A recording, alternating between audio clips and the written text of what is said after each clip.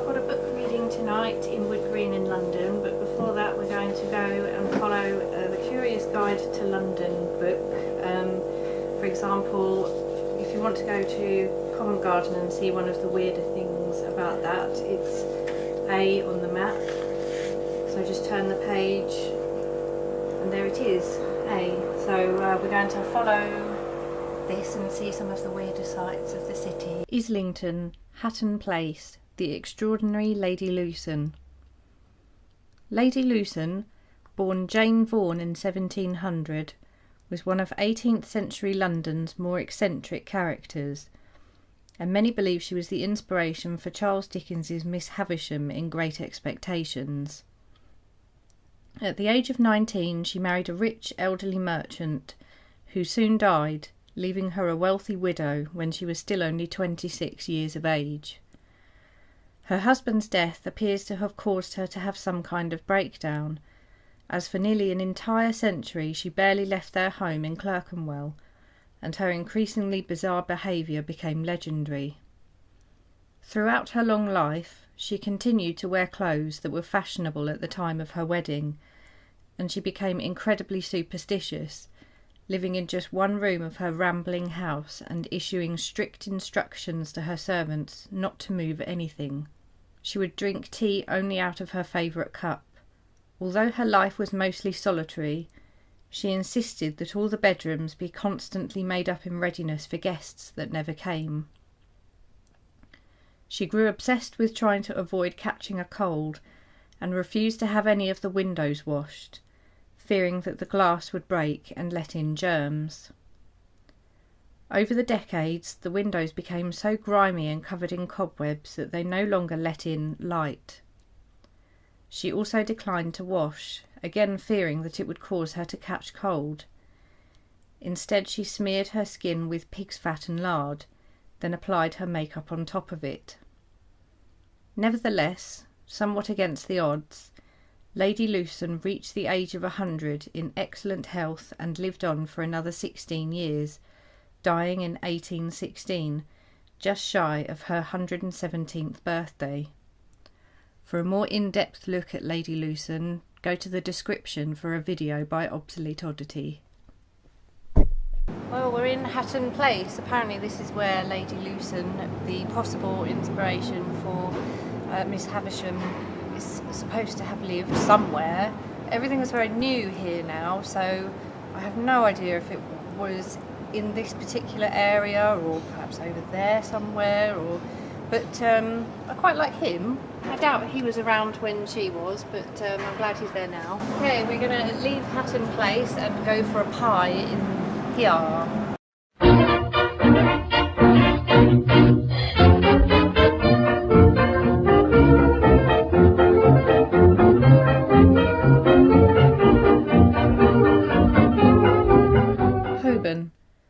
Hanway House, 27 to 31 Red Lion Square. The first umbrella in London, and how tea makes you flatulent. In March 1750, Jonas Hanway became the first Englishman to use an umbrella in London.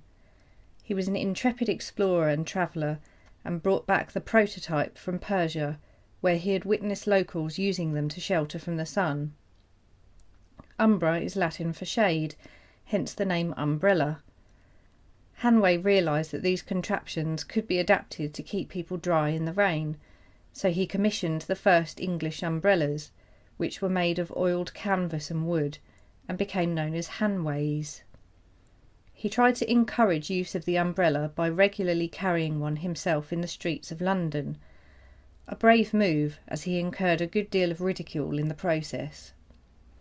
The city's hackney carriage drivers, fearing that they would lose their lucrative wet weather trade, were particularly hostile.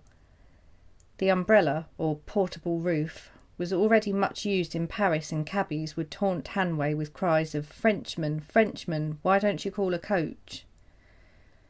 Not content with the notoriety caused by the umbrella, he then turned his attention to tea. In 1756 he published an essay on tea, which became hugely controversial. Hanway was convinced that tea, because of its costliness, was inflicting further hardship on the poor, and that the time taken to make it meant that it was taking its toll on the country's productivity. He also believed it to be detrimental to health, writing, "This flatulent liquor shortens the lives of great numbers of people." He claimed too that it caused paralytic and nervous disorders, and that it was responsible for making women ugly and for weak digestion, low spirits, lassitudes, and melancholy. Despite his best efforts, tea remained very popular and developed into something of a national drink. His umbrellas, on the other hand, really took off and have now been keeping the world dry for 2.5 centuries.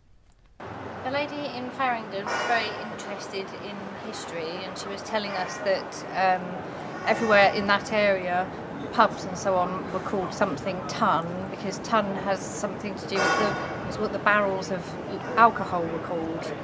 At the moment we're in Red Lion Square in Holborn, and we were looking for a Hanway house, and this kind of seems to be it, but it's a library. Ethical Society. He said that tea caused paralytic and nervous disorders. It was responsible for making women ugly. It was a flatulent liquor. What do you reckon to that? I think everything is probably spot on, apart from the flatulence part. So it makes women ugly, but they don't fart from it. Holborn Restaurant, 218 High Holborn, the 13 Club. Among London's most bizarre clubs was the 13 Club, founded in the 1890s by journalist and historian William Harnett Blanche. Its aim was to provide an antidote to superstition, and at its height it boasted more than 150 members. It met in Holborn on the 13th of every month. An article written by a guest of Blanche's appeared in the early 20th century in the Grey River Argus, a New Zealand newspaper recalling a club dinner that took place in the Holborn restaurant, which sadly no longer exists. The members wore green ties with tiny artificial skeletons in their buttonholes, and a pair of cross-eyed waiters announced that dinner was to start by smashing 2 mirrors. The diners then followed an undertaker to room 13 of the restaurant, passing under several ladders whilst black cats strolled across their paths. In the room were 13 coffin-shaped tables, each laid for 13 people. All the knives were crossed, and the tables were decorated with peacock feathers, with small lamps lit in plaster skulls and upturned horseshoes. As the diners sat down for their meal, they were asked to spill salt before they began eating. Once the meal was finished, they were encouraged to smash the many mirrors in the room. The club attracted members from all professions, and all the membership fees were distributed to the poor of Southwark. On being asked to join, Oscar Wilde refused, saying, "I love superstitions, they are the opponent of common sense." Given the low mortality rate of its membership, one commentator pointed out, it is quite lucky to belong to the club. However, the 13 Club may have been a touch too smug for its own good, as by the turn of the 20th century it seems to have completely disappeared. Well, we tried for ages to find where the 13 Club meet. It's around here somewhere. We're near Holborn Station, but we're knackered, so it's not numbered anymore, I don't think. And I needed a drink, and I think we're going to try one more place, and I've got endometriosis, so I'm going to have to stop there. So do you think that you would join an anti-superstition club? Why don't I film you? What do you do? Do you meet up on the 13th? We just throw salt at each other from behind. What, in each other's eyes? In each other's eyes.